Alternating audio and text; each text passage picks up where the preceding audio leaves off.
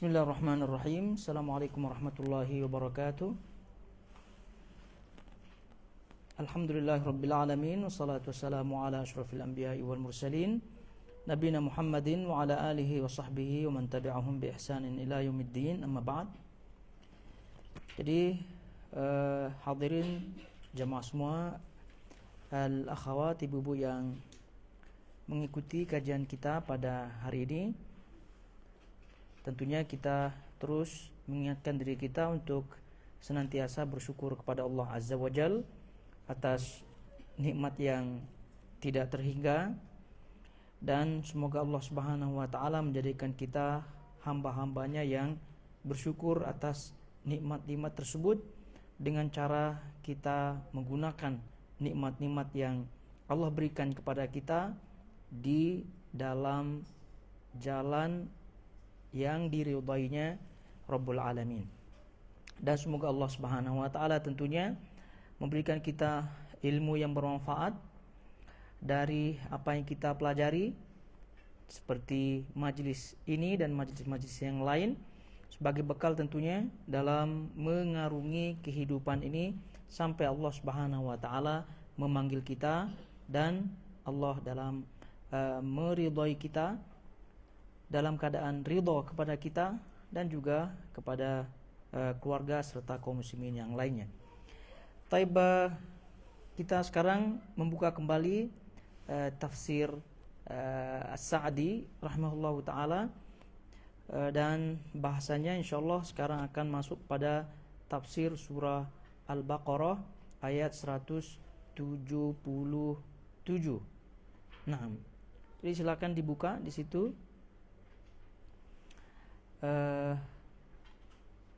Taib Al-Baqarah 177. Jadi langsung saja dibuka juga apps-nya yang ada di situ untuk memudahkan mengikuti kajian kita. Taib, di situ Allah Subhanahu wa Ta'ala sebutkan, laisal birra an tuwallu wujuhakum qibalal masyriqi wal maghrib.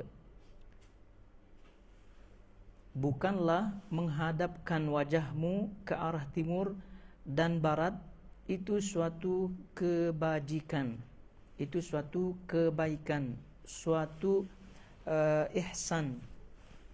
Itu semata-mata tidak. Jadi ayat ini sebagaimana yang disebutkan oleh para ulama, Allah Subhanahu wa Ta'ala menurunkan ayat ini sebagai penegasan. Jadi setelah Allah Subhanahu wa Ta'ala mengabulkan doa Nabi SAW untuk memalingkan kiblatnya dari arah Baitul Maqdis menuju arah Al-Masjidil Haram. Jadi kita tahu bersama di ayat-ayat sebelumnya, orang-orang ahlu kitab Yahudi, Nasrani itu banyak mencibir atau mengata-ngatai Nabi SAW dan juga para sahabat. Dan bahkan juga sebagian kaum muslimin juga merasa berat hati atau juga terasa akan ucapan-ucapan daripada ahlul kitab Yahudi dan Nasrani. Maka di sini sebagai penegasan, Allah Subhanahu wa Ta'ala menyebutkan yang paling utama, poin utama dari Allah Subhanahu wa Ta'ala adalah taat kepadanya Rabbul Alamin. Tidak dilihat dari sisi kemana, apakah dari mengarah ke timur kah atau mengarah ke barat. Yang penting di sini poinnya adalah taat kepada Allah Subhanahu wa Ta'ala. Jadi itu juga yang harus kita fahami, bahwa Allah Subhanahu wa Ta'ala dalam syariat ini adalah melihat kualitasnya, bukan kuantitasnya, bukan banyaknya. Jadi bukan dilihat dari sisi amalan itu sendiri, namun dilihat bagaimana atau jenis daripada amalan tersebut. Jadi apakah jenis amalan tersebut itu sudah benar-benar memenuhi syarat syariat Allah Subhanahu wa Ta'ala apa tidak? Apakah sudah ada dalilnya apa tidak? Apakah sesuai dengan sunnah Rasulullah SAW apa tidak?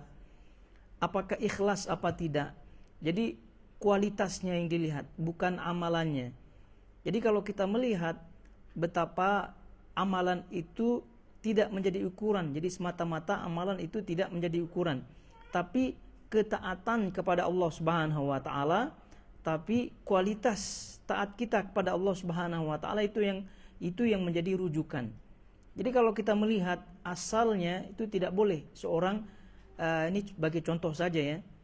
Seorang itu tidak boleh membunuh, apalagi membunuh anaknya.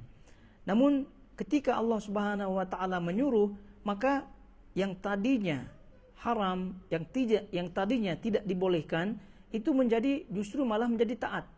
Ya, contoh dalam peristiwa Nabi Ibrahim alaihissalam dan Nabi Ismail, betul tidak? Di mana Nabi Ibrahim disuruh menyembelih Nabi Ismail. Dan kita ketahui bersama bahwa amalan membunuh, apalagi membunuh anak dan seterusnya, itu sangat-sangat amalan yang sangat-sangat bahaya, sangat-sangat diharamkan. Namun karena perintah Allah Subhanahu wa taala, maka itu menjadi ketaatan. Jadi poinnya adalah bahwa bukan semata-mata amalan, tapi poinnya, intinya adalah bagaimana seorang itu tunduk kepada Allah Subhanahu wa taala, sehingga tidak jadi berat, ya, tidak menjadikan seorang itu merasa dibuli dan seterusnya. Nah, sebagaimana halnya yang ada di dalam ayat ini, tadi kita sebutkan setelah Allah Subhanahu wa taala mengabulkan doa Nabi sallallahu alaihi wasallam untuk merubah kiblat, ya, dari Baitul Maqdis tadi kita sebutkan ke Masjidil Haram, itu kan banyak gunjingan dari Yahudi lah, dari Nasrani lah, sehingga sebagian kaum muslimin pun terasa akan gunjingan-gunjingan tersebut. Jadi di sini Allah Subhanahu wa taala tekankan bahwasanya poinnya adalah di mana taat kepada Allah Subhanahu wa taala, itulah sesungguhnya albir, itulah sesungguhnya kebaikan yang hakiki. Jadi gitu juga yang kita ambil, pelajaran yang kita ambil dari sini, jamaah semuanya, bahwa apa yang telah menjadi prinsip berdasarkan dalil-dalil yang ada, prinsip yang kita ambil daripada metode mengambil agama yang benar, dalam hal ini manhaj salaf, maka di situ kita harus betul-betul pegang. Bahkan kita harus bangga dengannya. Kita tidak melihat kiri, kanan, guncingan dan seterusnya. Yang penting kita istiqomah di atasnya. Jadi kita melihat Allah Subhanahu wa taala sebutkan di sini, bukanlah menghadap wajahmu ke arah timur dan barat itu suatu kebajikan. Jadi amalan mau mengarah ke baratkah, mau mengarah ke timurkah, itu semata-mata itu tidak menjadi ukuran. Namun lagi-lagi kita ingatkan, ukuran kebaikan adalah taat kepada Allah Subhanahu wa taala itu sendiri. Sebab itulah kalau Allah perintahkan ke timur, ya kita ke timur. Kalau Allah perintahkan ke barat, ya ke barat. Ya, dalam hal ini kalau Allah Subhanahu wa taala perintahkan menghadap kiblat ke arah Masjidil Haram, maka itulah ketaatan yang sesungguhnya. Nah, jadi di sini Allah Subhanahu wa taala sebutkan ke arah timur dan ke arah barat, ini mengisyaratkan sebagaimana yang disebutkan oleh sebagian ulama tafsir, sebagian mengisyaratkan bahwa al-masyriq, ya, bahwa arah timur ini arah kiblatnya orang-orang Nasrani. Sedang arah barat ini adalah arah kiblat daripada orang-orang Yahudi. Jadi ini mengisyaratkan bahwa arah timur, arah barat itu sekali lagi tidak menjadi ukuran kebaikan, namun ukuran kebaikan adalah taatnya seorang kepada Allah Subhanahu wa taala. Sehingga di sini Allah Subhanahu wa taala melanjutkannya. Dilihat ayatnya di situ, setelah Allah Subhanahu wa taala tadi kita sebutkan menyebutkan kebaikan itu tidak menjadi ukurannya mengarah ke sana, mengarah ke sini, amalan, semata-mata amalan tidak. Tetapi apa yang disyariatkan, apa yang diperintahkan, itulah yang menjadi ukuran. Oleh karena itu Allah melanjutkan, walakinnal birra man amana billahi wal yaumil akhir, sampai akhir yang Allah Subhanahu wa taala sebutkan. Walakinnal birra, akan tetapi sesungguhnya albir, kebaikan. Jadi albir, makna albir di sini adalah lafzun jami'un. Jadi suatu lafaz yang mencakup seluruh kebaikan. Itu makna albir. Tapi kebaikan itu adalah, kata Allah Subhanahu wa taala di sini, man amana billahi wal yaumil akhir. Akan tetapi sesungguhnya kebaikan itu ialah beriman kepada Allah, kemudian beriman kepada hari akhirat, kemudian beriman kepada malaikat, beriman kepada kitab-kitab, dan juga beriman kepada para nabi dan juga para rasul. Dan ini kita ketahui bersama adalah sebagai rukun iman, sebagai rukun iman. Itu tentu panjang bahasanya kalau dilihat penjelasannya satu-satu, karena ini terkait dengan bahasan iman atau bahasan at-tauhid. Jadi dengan ringkas kita melihat bahwa kebaikan yang sesungguhnya adalah mereka yang beriman, maknanya asasnya adalah iman.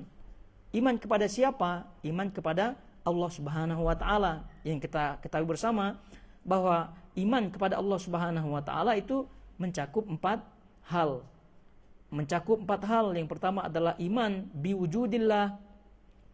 Iman dengan wujud Allah Subhanahu wa taala, kita beriman bahwasanya benar-benar zat yang kita sembah ini, yang kita ibadahi ini benar-benar ada, bukan tidak ada.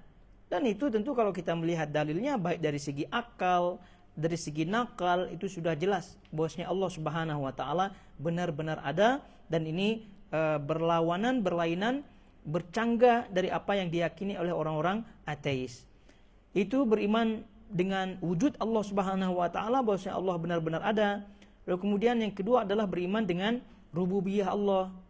Beriman dengan rububiyah Allah, bahwasanya kita imani Allah Subhanahu wa taala yang maha kuasa atas segala sesuatu yang ada di muka bumi maupun yang ada di atas langit sana, yang menciptakan, yang menguasai, yang mematikan, yang memberikan rezeki dan seterusnya. Itu rububiyah Allah Subhanahu wa taala yang pernah kita jelaskan, bahwa rububiyah Allah Subhanahu wa taala itu beriman atas perbuatan Allah Subhanahu wa taala.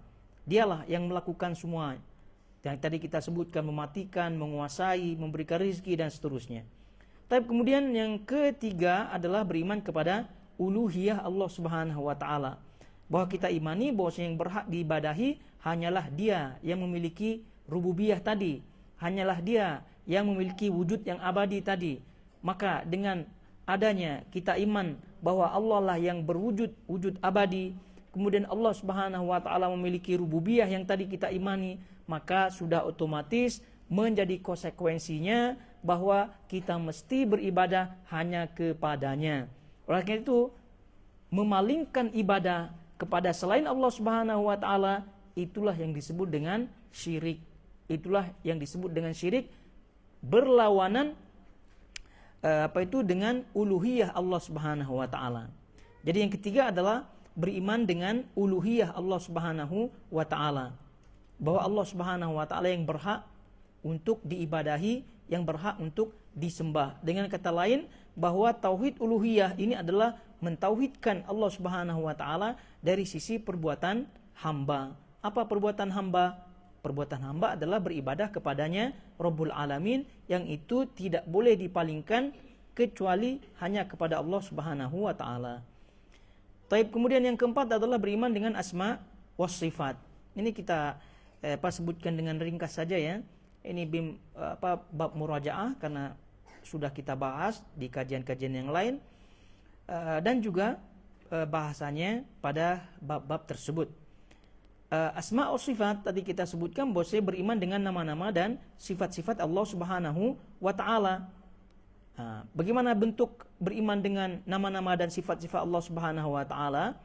Ya, beriman dengan nama-nama yang disebutkan dan juga sifat-sifat yang disebutkan oleh Allah Subhanahu wa taala dalam Al-Qur'an maupun melalui hadis Nabi sallallahu alaihi wasallam. Jadi beriman. Jadi kalau dah kita sebutkan iman, maka di luar daripadanya adalah akal. Maka tidak kita masukkan akal di situ, tidak kita masukkan perasaan di situ.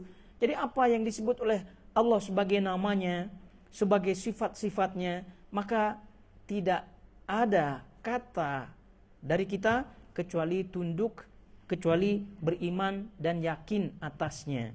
Tidak kita takwil atau merubah makna yang mungkin ini maknanya tidak sesuai karena nanti takut ini dan itu, sehingga merubah makna dari makna aslinya, atau mentasbih, menyerupakan nama dan sifat tersebut dengan makhluk-makhluk, atau mentaktil, yaitu mengingkari bahkan nama dan sifat-sifat tersebut.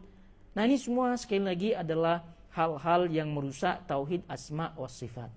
Jadi man amana billah, mereka yang beriman kepada Allah, yaitu beriman kepada Allah, ini adalah ciri atau sifat daripada albir yang hakiki.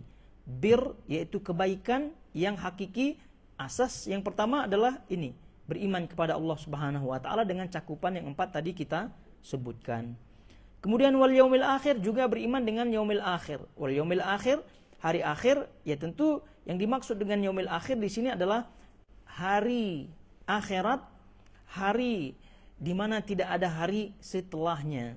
Mencakup di dalamnya, sebagaimana kata Syekhul Islam Ibnu Taimiyah rahimahullahu taala, mencakup di dalamnya adalah hari setelah hidup ini. Jadi hari setelah hidup ini, itu hari setelah kematian kita. Jadi setelah kematian kita ini sudah mencakup daripada cakupan al-yaum al-akhir. Yang dimaksud di sini adalah hari setelah kita masuk kubur, alam barzakh. Jadi hal-hal yang terjadi, peristiwa-peristiwa yang terjadi di dalam kubur sebelum nanti di akhirat pun masuk dalam kategori yaum al-akhir. Yaum al-akhir. Jadi disebut al-akhir tadi kita sebutkan karena dialah yang paling akhir. Tidak ada akhir setelahnya. Tapi cakupannya sekali lagi adalah alam kubur pun masuk ke dalam al-yaumil akhir. Bagaimana bentuk beriman dengan alam kubur? Ya, kita beriman bahwa ada nikmat kubur, ada azab kubur, ada mungkar, ada nakir, dan seterusnya daripada hal-hal gaib yang terkait dengan kubur yang telah disebutkan oleh Nabi Shallallahu Alaihi Wasallam. Kemudian yaumil akhir nanti setelah itu dibangkitkan, ada nafakh, ada suara sangkakala, kemudian dibangkitkan dari kubur, kemudian ada peristiwa-peristiwa besar yang kita dapatkan kabar daripada Nabi SAW dan juga daripada Al-Quran terkait hari dahsyat tersebut. Ada telaga Nabi SAW, ada al-mizan timbangan, ada surga, ada neraka, dan seterusnya. Itu semua cakupannya adalah al-yaumil akhir. Maka wajib bagi kita agar kita mendapatkan albir yang sesungguhnya setelah beriman dengan Allah Subhanahu wa taala, maka kita beriman kepada hari akhir ini. Tidak boleh kita dustakan sebagaimana halnya orang-orang yang mendustakannya. Sebagian tidak percaya ada neraka, apalagi mereka ketika disebutkan adanya al-mizan timbangan, mereka seolah-olah mencemooh ya, seolah-olah mereka menganggap itu dongeng, menganggap itu main-main, dan seterusnya. Maka ini adalah bentuk tidak beriman kepada hari akhir. Maka barang siapa yang tidak beriman kepada hari akhir, maka dia tidak ada padanya albir, tidak ada padanya kebaikan. Taib, beriman kepada Allah, beriman kepada akhir, dan seterusnya beriman kepada malaikat. Yang kita ketahui bersama bahwa malaikat ini adalah makhluk Allah Subhanahu wa taala yang diciptakan daripada cahaya, kemudian diberikan tugas masing-masing. Kemudian tugas-tugas tersebut ada yang diketahui daripada dalil-dalil yang ada yang tidak diketahui, kemudian juga jumlahnya hanya Allah Subhanahu wa taala yang mengetahuinya.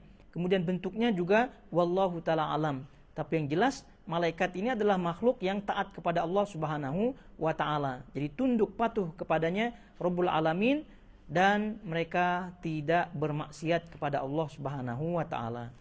Kemudian wal kitab, beriman kepada Alkitab. Jadi Alkitab di sini kata para ulama, Alkitab adalah jins, yaitu jenis Alkitab. Jadi kalau kita melihat di sini kan Alkitab itu mufrad, betul tidak? Mufrad. Jamaknya apa Alkitab? Al-kutub. Al-kutub. Tapi kalau kita melihat di sini bahwa Alkitab, sebagian para ulama menyebutkan Alkitab di sini mencakup seluruh kitab. Mencakup seluruh kitab, tidak hanya Al-Qur'an. Tapi terlebih lagi Al-Quran tentunya ya. Sebagaimana kita ketahui bersama bahwa Allah Subhanahu wa taala menurunkan sebagian kitab kepada sebagian nabi. Al-Quran kepada Nabi SAW Muhammad. Kemudian Injil kepada Nabi Isa dan seterusnya, daripada Zabur, Taurat dan seterusnya, itu harus kita percayai, harus kita imani bahwasanya Allah Subhanahu wa taala pernah menurunkan kitab-kitab tersebut kepada nabi-nabinya. Maka terlebih dalam hal ini adalah Al-Qur'an Al-Karim sebagai penyempurna daripada kitab-kitab sebelumnya. Kita imani nama-namanya. Kemudian kita imani isi-isinya, bahwa isi-isinya adalah semua dari Allah Subhanahu wa taala, tidak ada satu pun, bahkan satu ayat pun, bahkan satu huruf pun tidak ada yang tidak bersumber dari Allah Subhanahu wa taala. Maka Alkitab di sini adalah kalamullah, yaitu firman Allah Subhanahu wa taala yang terdiri daripada huruf-hurufnya. Maka tadi kita sebutkan kita beriman dengan seluruh kitab-kitab yang diturunkan oleh Allah Subhanahu wa taala, terlebih lagi Al-Qur'an Al-Karim. Di mana kalau kita melihat definisi daripada Al-Qur'an itu kan kitabullah, definisi daripada Al-Qur'an itu adalah kitabullah, yaitu kitab Allah Subhanahu wa taala, yaitu kalamullah, berupa kalamnya, berupa ucapannya, al-munazzal, yang diturunkan oleh Allah Subhanahu wa taala biwasitati Jibril, melalui perantara Jibril alaihi salatu wassalam, al-muta'abbadu bitilawatihi, yang bacaannya merupakan ibadah. Kemudian ada yang menyebutkan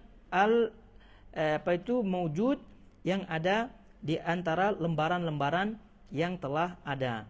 Jadi Al-Qur'anul Karim kalau kita melihat definisi adalah kalamullah, yaitu firman Allah Subhanahu wa taala yang diturunkan melalui perantara Jibril, kemudian bacaannya merupakan ibadah yang ada di lembaran-lembaran, yang kita sebutkan Al-Qur'an atau mushaf yang ada sekarang ini, yang sebelumnya sejarahnya panjang ya, dikumpulkannya Al-Qur'an dari zaman Utsman bin Affan atau zaman Abu Bakar radhiyallahu ta'ala anhu dan seterusnya, daripada sejarah pengumpulan Al-Qur'anul Karim. Jadi poinnya adalah beriman dengan isi-isinya, tidak boleh satu huruf pun didustakan atau tidak dipercayai kebenarannya dari Allah Subhanahu wa taala, dan selanjutnya konsekuensinya adalah mengamalkannya. Dan salah satu di antara pengamalannya adalah kita mempelajari isinya. Kita mempelajari isinya, membacanya dengan bacaan yang sesungguhnya. Wal kitab, kemudian wan nabiyyin, yaitu beriman kepada para nabi, dan juga tentunya beriman kepada para rasul.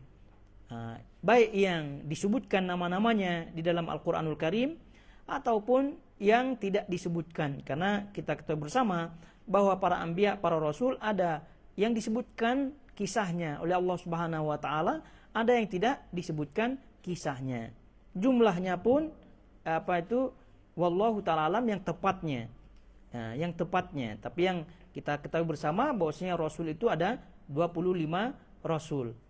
Tapi yang jelas secara umum kita mempercayai, meyakini akan kebenaran mereka diutus oleh Allah Subhanahu wa taala, dan tidak boleh satu pun di antara mereka yang kita dustakan kebenarannya. Jadi jika ada yang mendustakan kebenaran salah satu di antara para rasul, di antara para nabi yang telah disebutkan oleh Allah Subhanahu wa taala, maka itu konsekuensinya adalah mendustai seluruh rasul. Ya, kita meyakini Allah Subhanahu wa taala pernah mengutus Isa alaihissalatu wassalam.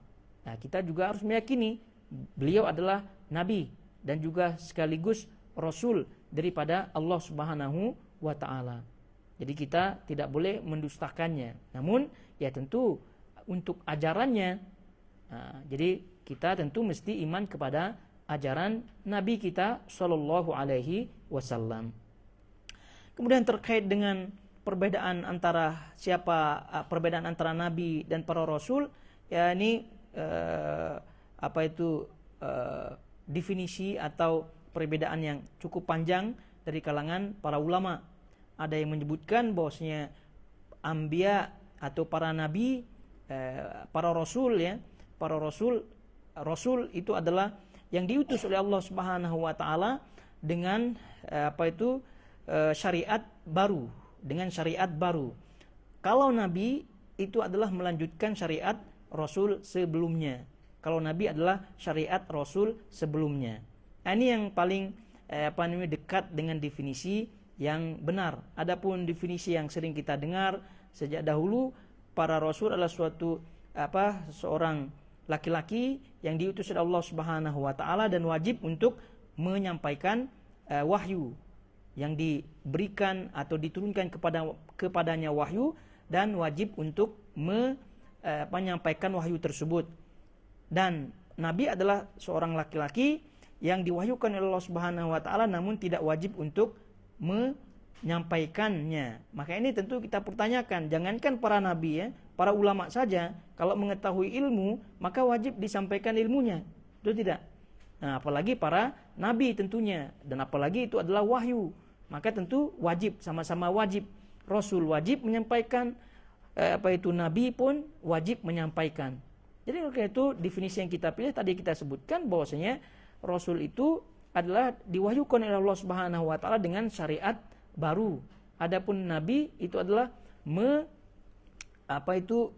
diturunkan kepadanya namun syariatnya adalah syariat Rasul sebelumnya. Jadi wallahu taala alam, tapi yang jelas poinnya adalah kita yakini kebenaran daripada nabi dan para rasul. Jadi disebut di sini dalam ayat ini wal kitabi wan nabiyyin. Kalau disebut wan nabiyyin satu saja wan nabiyyin, maka mencakup di dalamnya para rasul. Mencakup di dalamnya para rasul. Jadi ayat ini juga cakupannya adalah kita beriman kepada para rasul. Tidak hanya para nabi saja, tapi para rasul juga. Taib. Itu dia albir, sifat, alamat. Yang dimaksud dengan albir adalah beriman dengan rukun iman yang tadi kita sebutkan, iman kepada Allah, iman kepada hari akhir, iman kepada malaikat, iman kepada kitab-kitabnya, dan iman kepada an-nabiyyin. Nah, selanjutnya di luar daripada iman tersebut adalah ada amalan. Ada amalan, dan itu amalan juga termasuk bagian daripada albir. Jadi albir adalah kalimat atau lafaz atau ucapan yang mencakup seluruh kebaikan. Jadi ingat, ayat ini menegaskan bahwasanya kebaikan itu bukan hanya terkait amal itu sendiri, tidak. Mau menghadap timurkah, mau menghadap baratkah, itu tidak menjadi ukuran. Tapi yang menjadi ukuran apa? Yang menjadi ukuran adalah syariat Allah Subhanahu wa taala. Disyariatkan apa tidak? Gitu. Kalau bahasa kita, ada dalilnya apa tidak? Gitu. Nah, tadi kalau kita sebutkan yang pertama adalah iman kepada Allah Subhanahu wa taala. Ya tentu ini sudah jelas sebagai perintah Allah Subhanahu wa taala, sebagai syariat Allah Subhanahu wa taala. Nah, terus di luar iman ada amalannya, ada amalan. Iman kemudian amal. Bagaimana bentuk amalnya? Di antaranya adalah wa atal mala ala hubbi. Nah, itu. Dan memberikan harta yang dicintainya. Wa atal mala ala hubbihi. Nah, jadi memberikan harta yang dicintainya. Maknanya di sini adalah sedekah, infak dengan harta. Dan disebutkan dalam riwayat bahwasanya infak yang terbaik adalah infak ketika seorang itu sehat walafiat. Infak ketika orang itu merasa bakhil, ya, susah, sangat sayang kepada hartanya sehingga dia pelit, ya. Kemudian dalam keadaan itu sudahlah dia sehat, sudahlah dia bakhil, pelit, kemudian dia juga takut takut miskin dan plus ingin kaya. Ini kan sifat-sifat yang apabila terkumpul pada diri seorang itu sangat-sangat susah untuk mengeluarkan harta, betul tidak? Sehat, kemudian juga ya pelit, ya, kemudian juga takut miskin dan pengen kaya. Nah, kalau udah campur di sini terus kemudian keluarkan harta, ya susah lah. Tapi oleh karena itu yang namanya infak, yang namanya sedekah nih, jamaah semuanya, itu harus dilatih. Sebagaimana halnya dalam kehidupan kita sehari-hari, kita mau sehat, kita harus latih, kita punya badan dan seterusnya, latihan. Jadi kalau ada yang kita rasa dalam hati kita takut miskin, lalu kemudian pelit dan seterusnya, itu mesti dilawan. Ya, jangan pernah menyerah, jangan pernah ikuti perasaannya. Jadi mesti sedekah, infak, ya sedikit banyak itu terus continue. Ya, selama masih ada tentunya ya. Yang jelas jangan pernah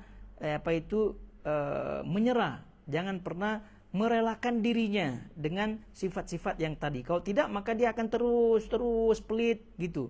Karena yang namanya jiwa seperti tadi.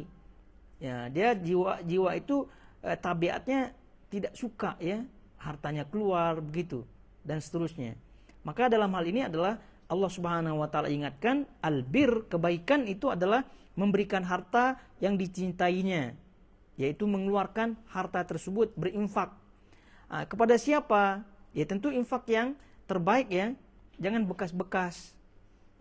Pakaian bekas, kemudian makanan bekas, sisa ya. Kemudian uangnya sekedarnya dan seterusnya. Artinya ya hal-hal yang dia memang tidak perlukan begitu. Maka bukan yang itu maksudnya. Jadi usahakan yang terbaik. Nah, kepada siapa di sini? Dan memberikan harta yang dicintainya kepada kerabatnya, kepada anak-anak yatim, orang-orang miskin, kepada musafir yang memerlukan pertolongan, dan orang-orang yang meminta-minta. Kemudian memerdekakan hamba sahaya. Tapi di sini disebutkan memberikan harta, berinfak ya kepada kerabat. Ya, kenapa disebut kerabat? Karena memang kerabat ini kita tahu bersama Nabi SAW menyebutkan khairukum li ahlih. Ya, sebaik-baik kalian adalah yang paling baik di antara keluarganya. Maka salah satu di antara kebaikan terhadap keluarga adalah berinfak ya kepada keluarga tersebut. Ya, ini tentu infak yang sunnah ya. Infak yang sunnah yang tidak wajib. Tapi kalau yang wajib ya tentu harus ya, dan itu juga di sisi Allah Subhanahu wa taala besar.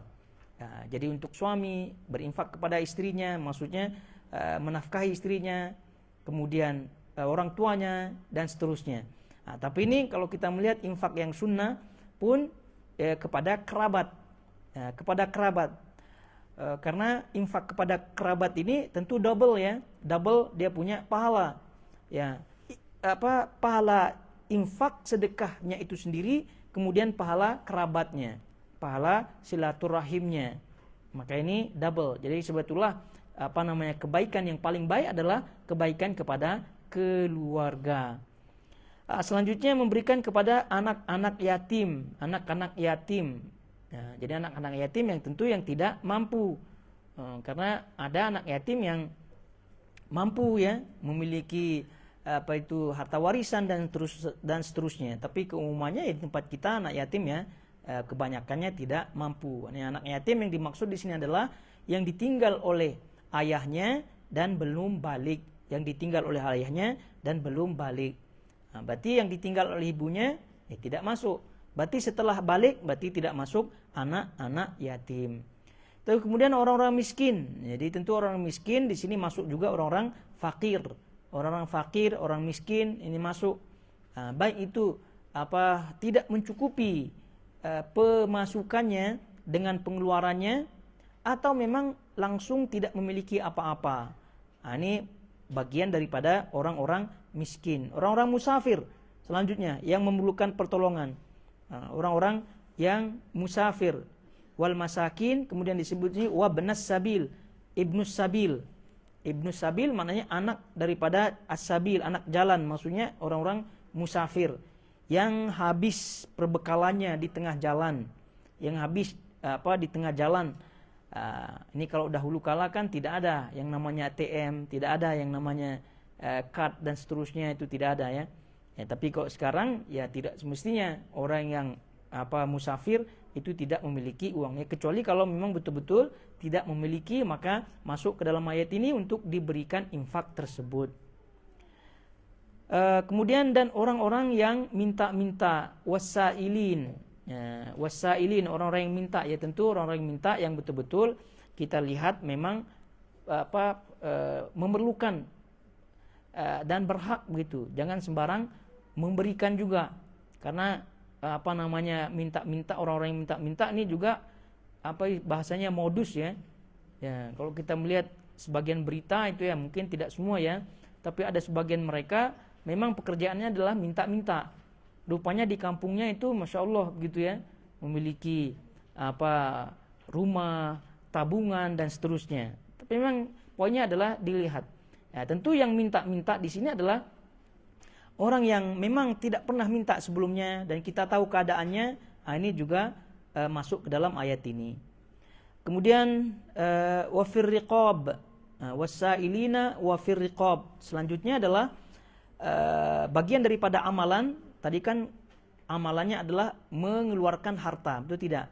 Infak. Infak kemana yang pertama? Disebutkan kepada ahli keluarga terdekat, kemudian anak-anak yatim, kemudian orang miskin, kemudian orang-orang yang terputus perbekalannya di tengah jalan, kemudian orang yang meminta-minta. Nah, selanjutnya adalah jenis amalan yang lain adalah memerdekakan hamba sahaya. Wafir riqab, memerdekakan hamba sahaya. Tapi kok zaman sekarang ini, zaman kita ya, tidak ada hamba sahaya. Tapi yang jelas hamba sahaya itu ada. Ya, bukan berarti hamba sahaya sekali lagi tidak ada dalam Islam. Tetap ada hamba sahaya, namun kadang ada di satu zaman, di satu masa, kadang tidak ada di satu masa. Seperti sekarang kita tidak ada hamba sahaya, tapi di zaman Nabi, zaman sahabat, itu masih ada hamba sahaya tersebut. Dan kita ingatkan juga hamba sahaya ini bukan berarti mengurangi hak-hak asasi manusia ya, human right, tidak. Tapi justru menunjukkan bahwasanya Islam itu ada aturannya masing-masing. Dan dalam hal ini kita juga ingatkan bahwasanya penyebab daripada hamba sahaya itu adalah peperangan. Ya, peperangan karena mereka ditawan dan seterusnya.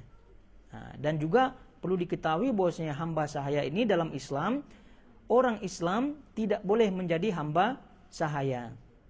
Orang Islam tidak boleh menjadi hamba sahaya.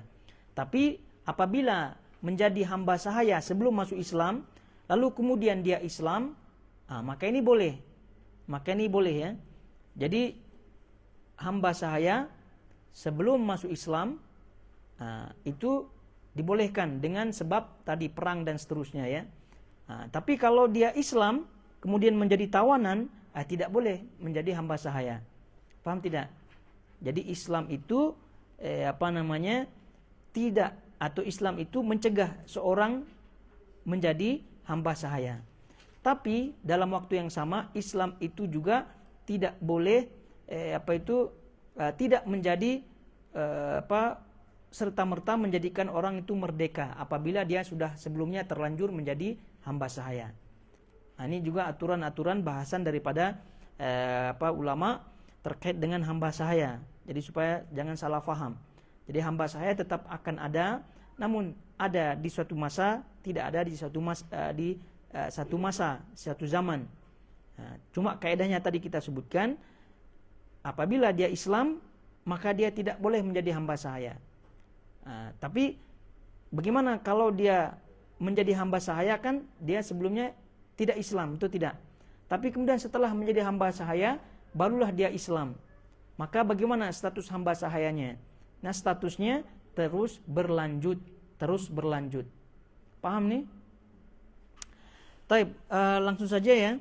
Dan memerdekakan hamba sahaya, kemudian mendirikan sholat. Nah, ini kita pahami. Menunaikan zakat, begitu juga.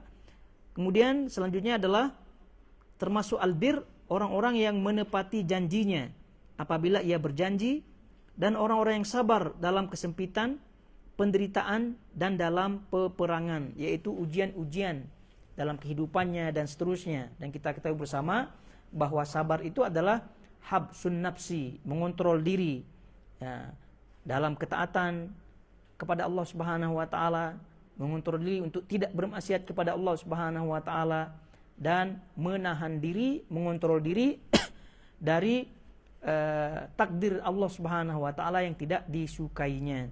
Dan itu yang kita fahami, yang kita dapatkan daripada definisi sabar. Jadi sabar itu istiqomah di atas perintah Allah Subhanahu wa taala.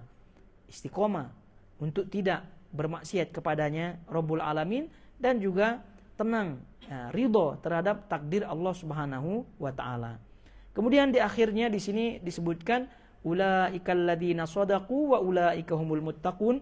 Mereka itulah orang-orang yang benar-benar beriman dan mereka itulah orang-orang yang bertakwa. Maknanya sifat-sifat yang tadi disebutkan daripada iman, kemudian amal yang tadi berbagai macam jenisnya, maka itulah sifat daripada orang-orang yang beriman yang sesungguhnya.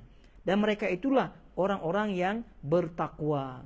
Dan sekaligus menyatakan iman dan amal yang tadi disebutkan itu adalah di antara albir yang sesungguhnya.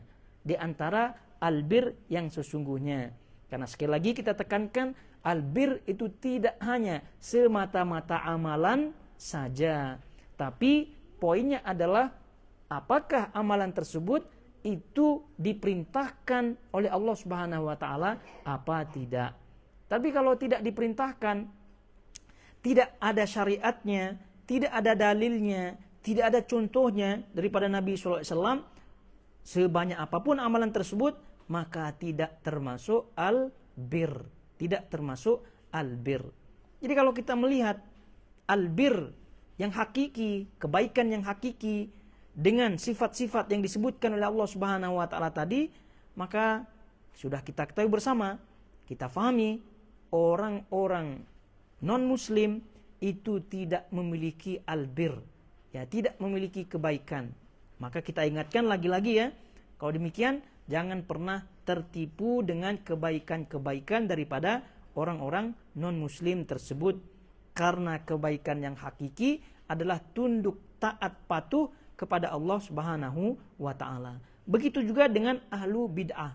Begitu juga dengan ahlu bid'ah, yaitu mereka suka mengamal-amalkan suatu amalan yang tidak pernah ada dalilnya. Ya, dalilnya hanya perasaan. Dalilnya hanya cocok-cocok saja, cocok logi saja. Dan seterusnya. Dan sekali lagi ini adalah ukuran albir, ukuran kebaikan yang hakiki. Jika orang itu mengamalkan, maka kata Allah Subhanahu wa taala di akhir, itulah orang-orang yang benar-benar beriman dan mereka itulah orang-orang yang bertakwa. Nah, rasanya wadah ya, jelas ya. Baik, kalau kita melihat dengan ringkas ya, apa yang disebut oleh Syekh As-Sa'di rahimahullahu taala, kita baca dengan ringkas saja. Di situ disebut, dan dibuka apps-nya ya. Disebut di situ tafsir ayat, laisal birra an tuwallu wujuhakum qibalal masyriqi wal maghrib. Allah berfirman, bukanlah menghadapkan wajahmu ke arah timur dan barat itu suatu kebaikan. Maksudnya kata beliau, hal itu bukanlah suatu kebaikan yang dimaksudkan daripada hamba.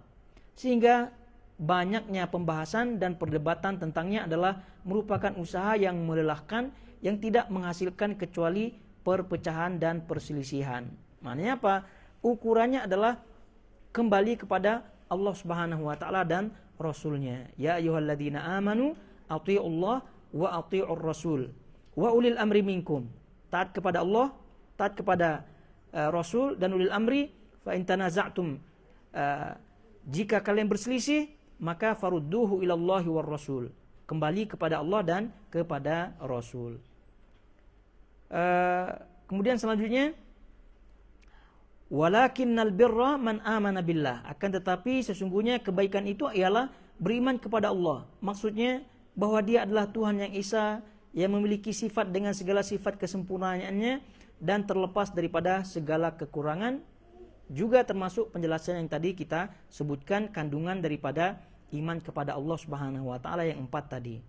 Kemudian wal yaumil akhir wal malaika wal kitab wan nabiyyin wa atal mala ala hubbi, dan memberikan harta, yaitu seluruh harta yang dikumpulkan oleh manusia sedikit maupun banyak.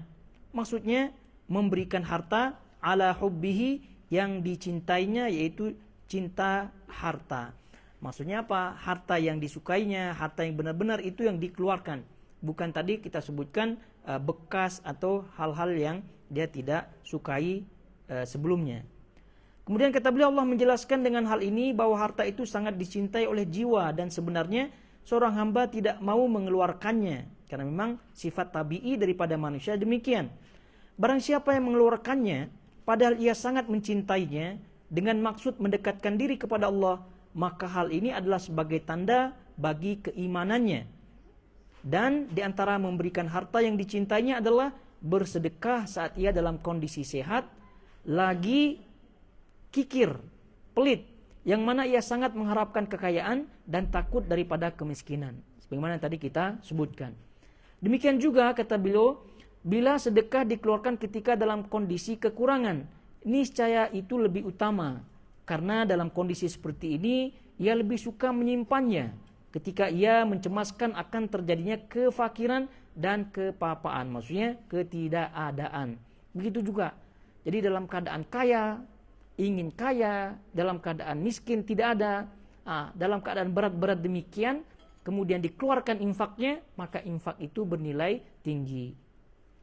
Kata beliau, demikian pula mengeluarkan barang yang paling berharga dari hartanya dan apa yang ia cintai daripada hartanya tersebut, sebagaimana firman Allah, lan tanalul birra hatta tunfiqu mimma tuhibbun. Kamu sekali-kali tidak sampai kepada kebaikan yang sempurna sebelum kamu menafkahkan sebagian harta yang kamu cintai. Maknanya betul-betul harta yang kita sukai, harta yang berharga, itu yang kita keluarkan. Jangan lagi-lagi yang sudah bekas, sisa dan seterusnya. Nah, kalau sisa ya dia yang paling pertama mengeluarkan, bekas dia yang paling pertama. Tapi kalau yang baru-baru itu tidak pernah dikeluarkan, yang berharga tidak pernah. Jadi kita ingatkan ya, lagi-lagi kita ingatkan, jiwa-jiwa seperti ini mesti dilawan, mesti dilatih. Jangan pernah sekali lagi rela terhadap jiwa-jiwa seperti ini, mesti dilatih. Oleh sebab itulah anak-anak juga pun mesti dilatih dari kecil ya, untuk membantu, untuk berinfak, untuk bersedekah. Harapannya supaya nanti dia membesar, sifat-sifat tercela seperti ini tidak ada dalam dirinya, atau paling tidak ringan sehingga mudah untuk dikalahkan.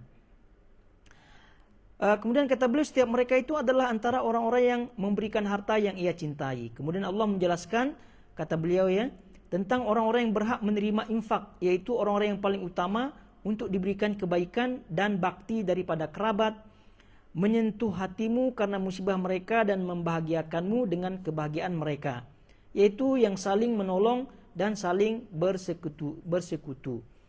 Itu maksudnya apa? Infak, sedekah yang kita keluarkan itu yang paling terbaik adalah yang paling dekat dengan kita daripada ahli kerabat kita, dan seterusnya daripada apa yang beliau sebutkan.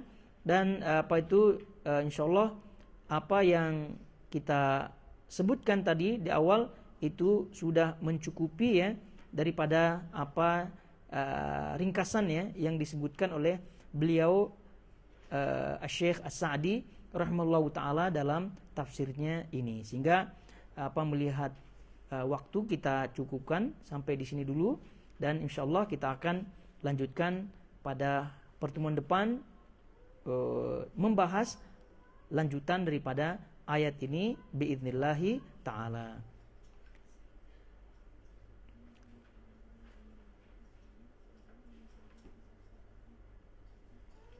Taib. Kalau ada pertanyaan silakan.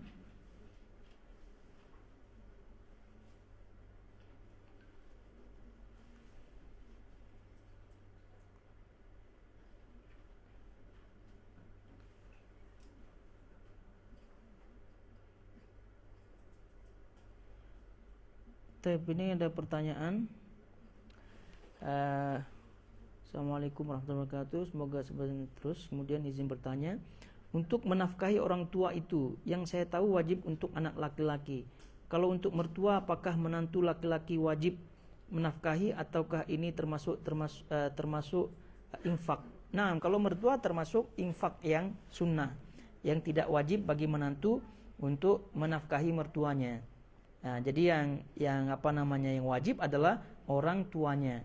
Adapun mertuanya ini tidak termasuk wajib. Ya, ini kita bahas tentang wajib atau tidak wajibnya. Bukan berarti ketika kita sebutkan tidak wajib maka dia cuek saja ya. Tidak. Tapi ini berkait dengan kewajiban, maka ketika dia memahami hal ini, jadi dia boleh bisa bersikap dengan sikap yang benar. Wallahu ta'ala alam.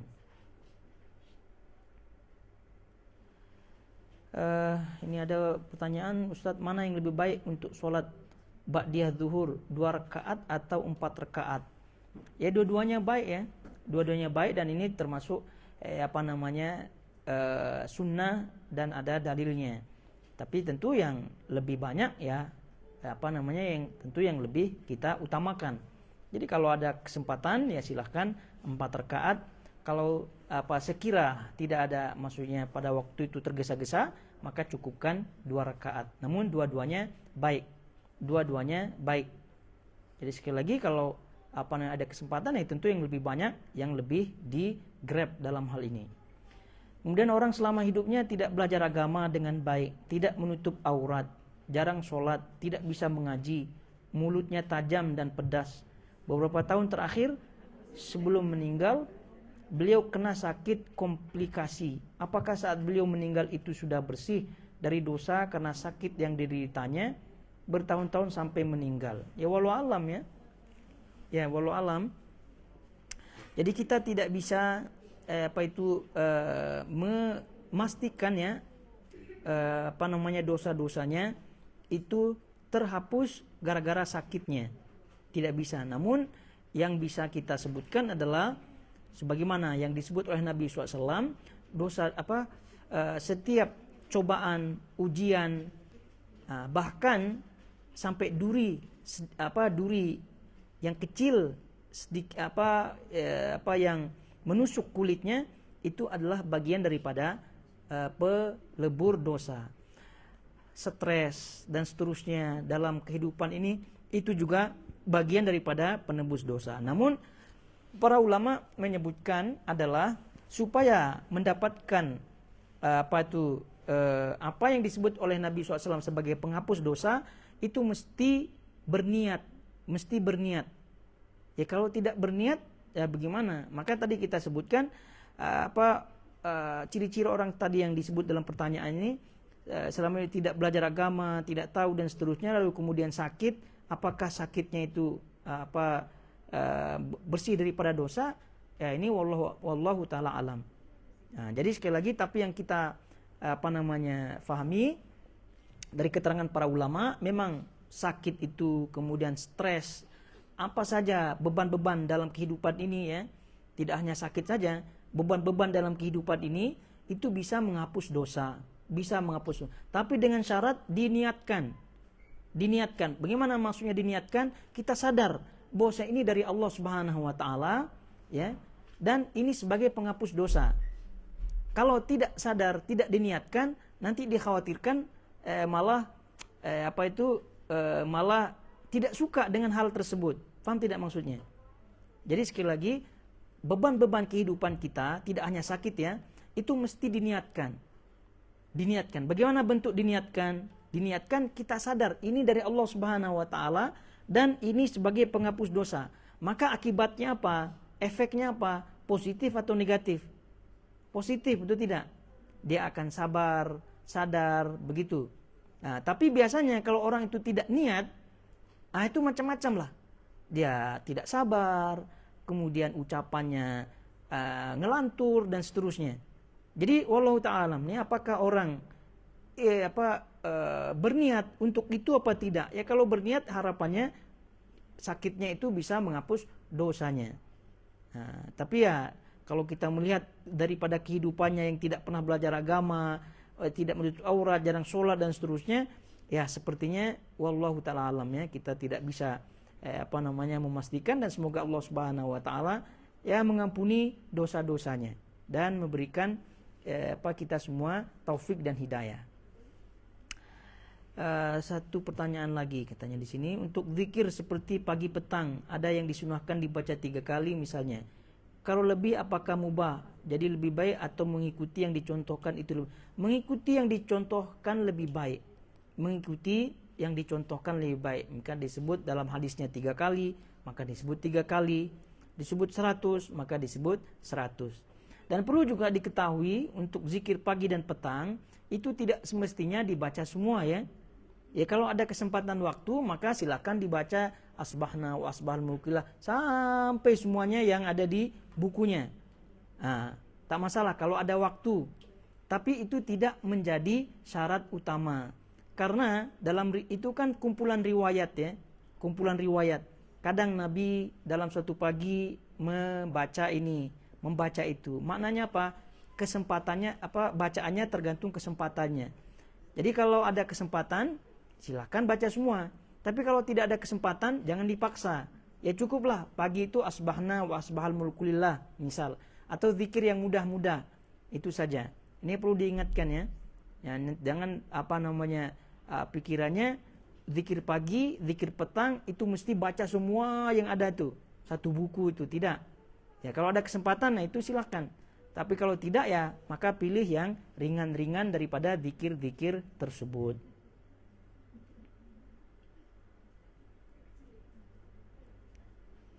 Tapi pada lagi?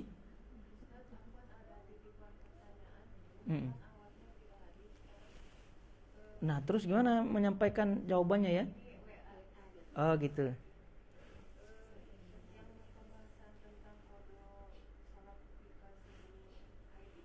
Mm-mm.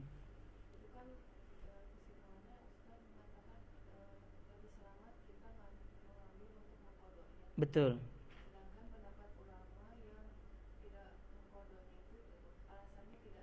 Dalil. Mm-mm.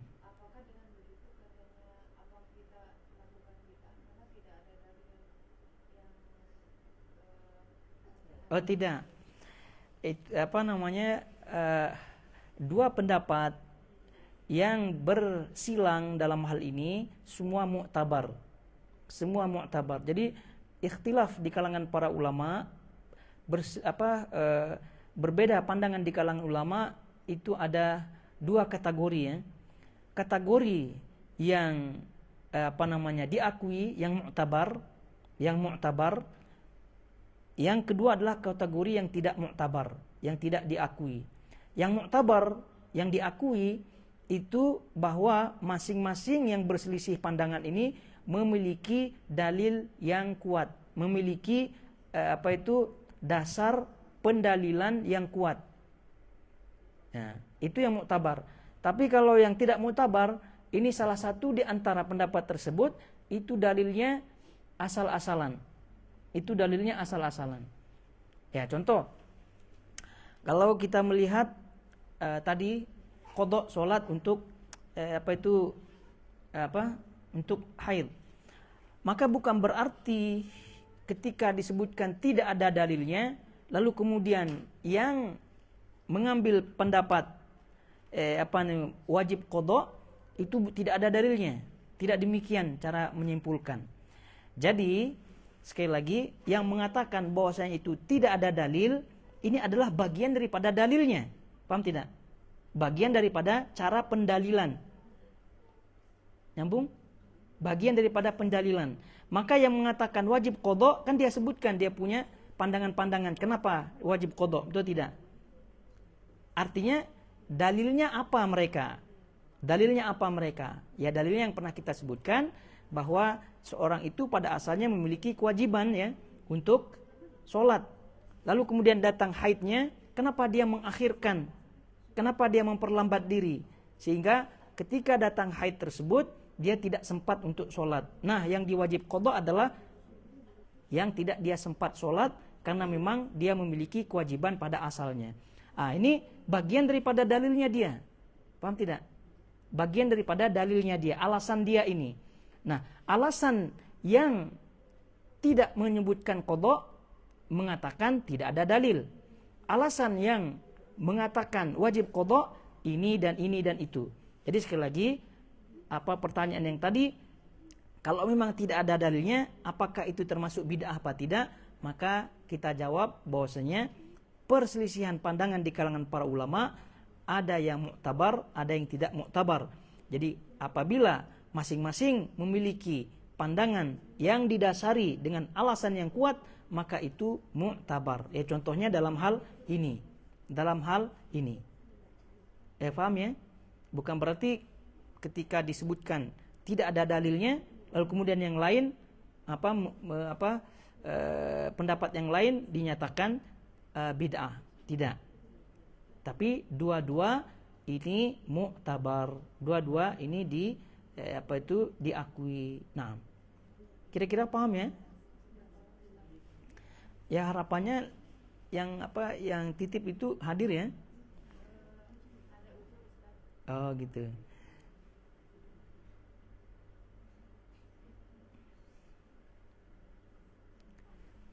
Taib. Ada lagi?